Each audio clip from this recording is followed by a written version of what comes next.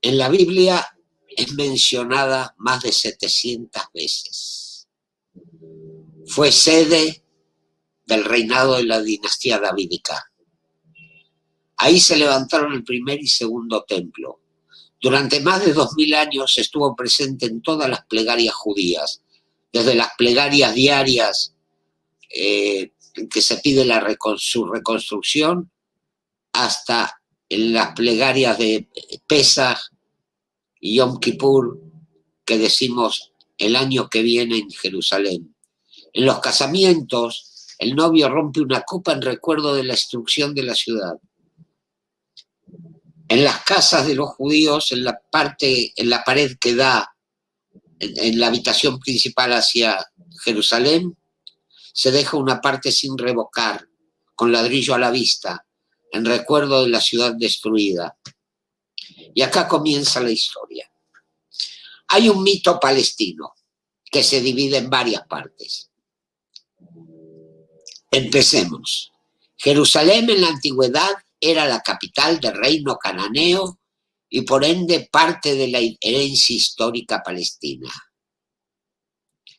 Mientras que no hay evidencia de la existencia de un presunto templo judío, como tampoco hay evidencia de un reino judío con capital en Jerusalén, se sabe que la mezquita lejana mencionada en el Corán es la mezquita de Al-Aqsa que se levanta en la explanada de las mezquitas.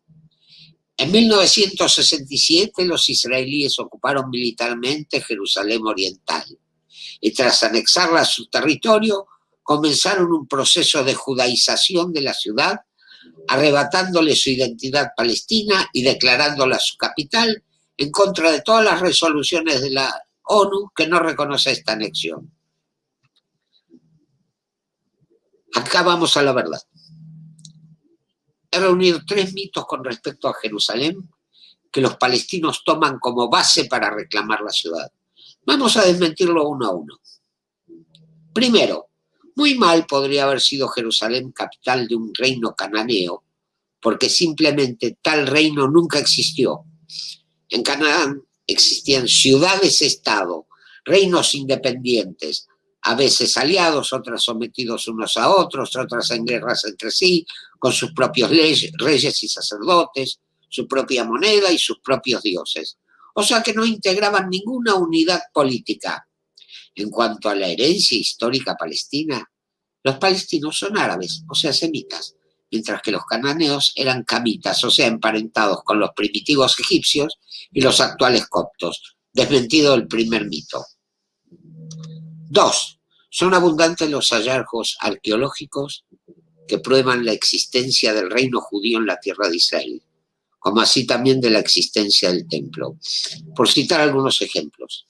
La estela de Meneptah, también conocida como la estela de Israel o la estela de la victoria de Meneptah, es una inscripción del antiguo faraón egipcio Meneptah, que reinó entre 1213 y 1203 antes de la era común, descubierta por Flinders Petrie en 1896 en Tebas, y ahora se encuentra en el Museo Egipcio en El Cairo.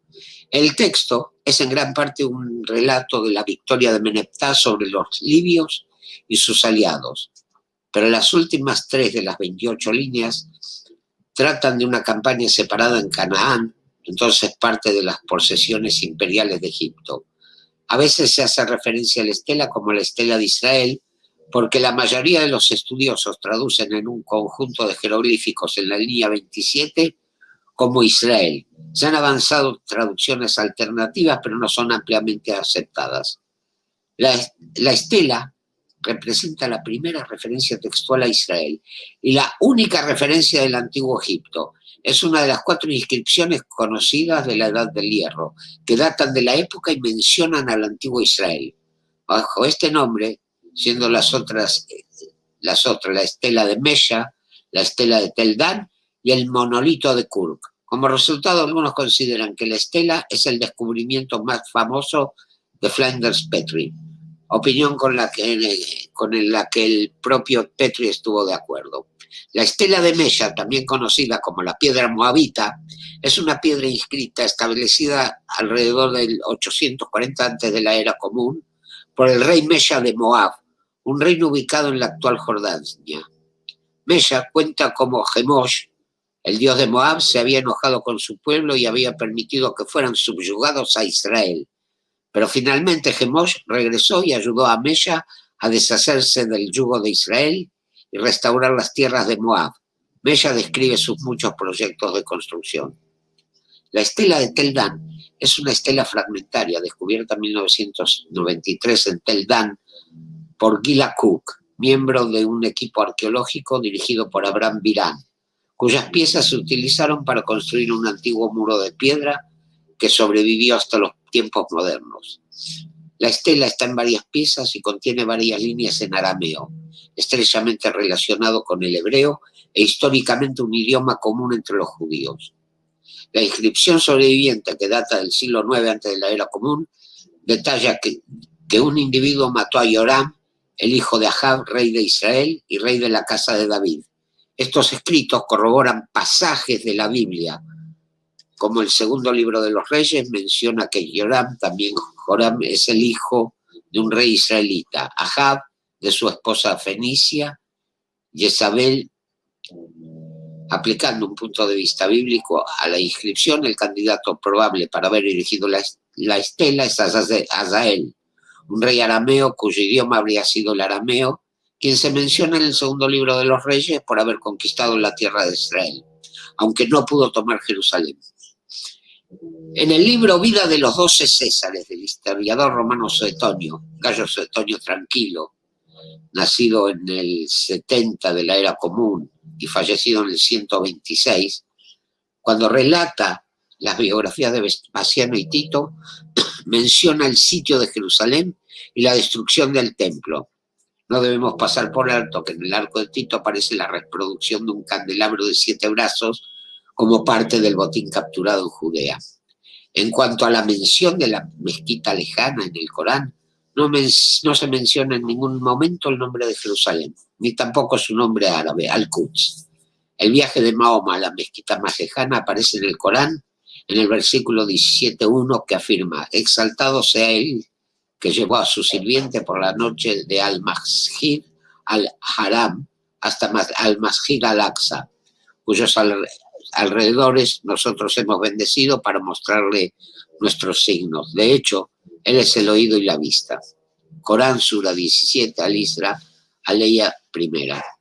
Jerusalén aparece nombrado de una manera más concreta en la biografía de Mahoma, realizada por Ibn Ishaq en el siglo VIII, donde afirma: entonces el apóstol fue llevado de noche desde la mezquita de la Meca hasta Masjid al-Aqsa, que es el templo de Aelia.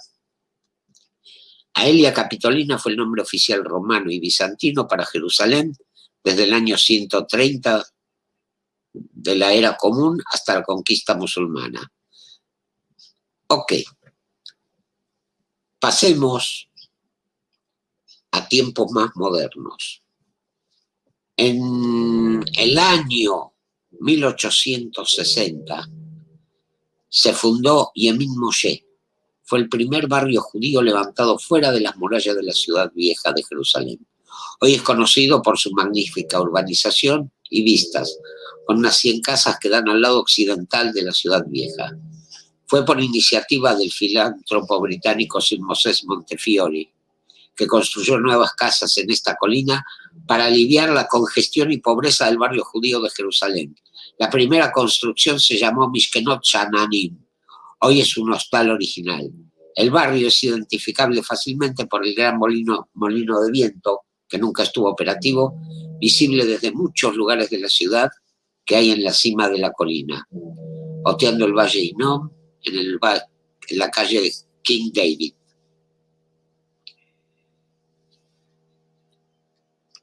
Debemos destacar también que los censos llevados a cabo por los otomanos en el siglo XIX daban en Jerusalén una mayoría judía sobre sobre árabes y cristianos. Ahora bien, vamos avanzando en el tiempo.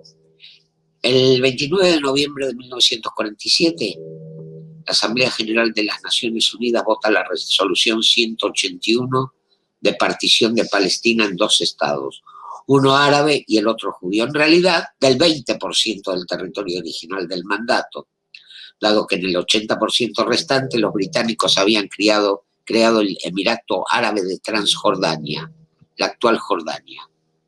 La resolución establecía: la ciudad de Jerusalén se establecerá como un corpus separatum bajo un régimen internacional especial y será administrado por las Naciones Unidas.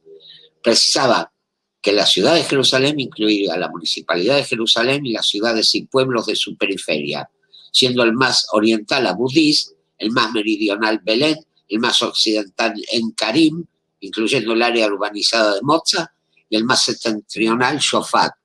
Estaba previsto que el régimen internacional de la ciudad de Jerusalén durase 10 años,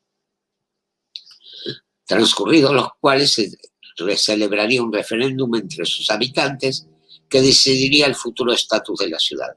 Desde mediados de enero de 1948, los cerca de 100.000 habitantes judíos de Jerusalén, tanto de la parte oeste como de la este, fueron sometidos a un intenso asedio por parte de las tropas árabes.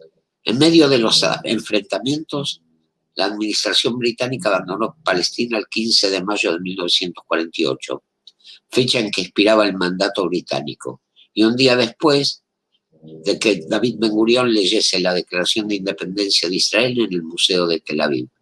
Al día siguiente, los países árabes vecinos iniciaron la invasión del Estado de Israel, dando inicio así a la Guerra de Independencia de Israel, Guerra Árabe-Israelí de 1948. El 28 de mayo de 1948, tras 5 días de bombardeo de artillería, una brigada de la Legión Árabe de Transjordania, al mando del teniente Abdullah Tel, que posteriormente fue primer ministro jordano, captura Jerusalén Oriental. Los 2.000 habitantes del barrio judío de la ciudad vieja fueron expulsados en masa cuando la Legión Árabe lo ocupó en esa fecha. El comandante jordano que lideró la operación informó a sus superiores: por primera vez en 1000 años no queda un solo judío en el barrio judío, ni un solo edificio se mantiene intacto. Esto hace que el retorno de los judíos aquí sea imposible. 2 días después, la sinagoga Hurba, construida originalmente en 1701, fue volada por Fauzi el-Kutub, un antiguo miembro de los voluntarios musulmanes de las SS durante la Segunda Guerra, entrenado en el uso de la preparación de explosivos. Lo hizo diciendo: para que ningún judío vuelva a orar en la ciudad de Jerusalén. El esfuerzo militar que permitió mantener abierto el camino entre Tel Aviv y Jerusalén para evitar que los barrios judíos de la ciudad cayeran en manos jordanas llevó varios meses de intensas luchas y fue uno de los que más vida les costó a Israel en toda su historia. La partición prevista por la ONU nunca se llevó a cabo a efectos reales, debido a la guerra civil y a la posterior guerra árabe-israelí, durante la cual Jerusalén fue ocupada por las tropas de Jordania. El conflicto dejó la ciudad dividida en 2 hasta su reunificación tras la Guerra de los 6 días. En noviembre de 1948 se estableció una tierra de nadie entre las posiciones militares de ambos ejércitos. Moshe Dayan, comandante de las fuerzas israelíes en Jerusalén, se reunió con su homólogo jordano Abdullah Tel en una casa desierta del barrio jerusalemítano de Musrara y trazaron en un mapa las posiciones de ambos, la posición israelí con una línea roja y la jordana con una línea verde. El armisticio árabe-israelí de 1949 se estableció sobre la base de la línea de demarcación llamada línea verde, fijada por el avance militar de ambas partes. Dejaba la parte oeste del lado israelí, mientras que la parte este quedaba en manos de Jordania, incluyendo la ciudad vieja, pero con excepción de un enclave israelí en el monte Scopus, donde se encontraba la Universidad Hebrea y el Hospital Hadassah, instituciones que suspendieron sus actividades en esa zona hasta después de la Guerra de los 6 días. Se erigieron barreras de alambre de espino y de cemento por el centro de la ciudad, pasando cerca de la puerta de Yafo, en la zona oeste de la ciudad vieja amurallada. Y se estableció un paso fronterizo en la puerta Mandelbaum, algo más al norte. Hubo frecuentes escaramuzas que amanecieron en alto el fuego sin llegar nunca a romperlo.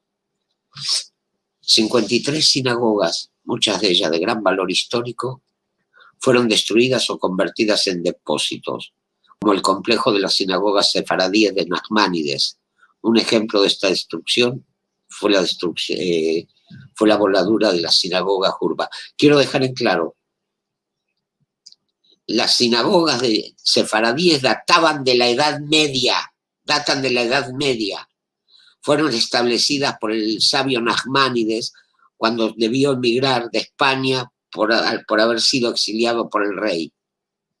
Él fundó esas sinagogas y casas de estudio. Ya hemos hablado cómo fue destruida la sinagoga Jurba, actualmente reconstruida. El cementerio del Monte de los Olivos, uno de los más antiguos y donde estaban sepultadas generaciones enteras de sabios, fue profanado. Muchas de sus lápidas se usaron para pavimentar caminos. Y junto al Muro de los Lamentos se construyeron mingitorios públicos. Durante 19 años, los judíos no tuvieron acceso al lugar más sagrado del judaísmo, en contravención con lo estipulado en la Resolución 181, y Jerusalén Oriental quedó sumida en el abandono total. En 1967, Israel no ocupó Jerusalén. Israel la recuperó y la unificó. Jerusalén volvió a ser un todo y actualmente está restaurada y abierta a todos los cultos. Y en cuanto a la judaización, señores, siempre fue una ciudad judía. Y no importa lo que diga la ONU, Jerusalén pertenece por derecho histórico a Israel y es la capital eterna e indivisa del pueblo judío.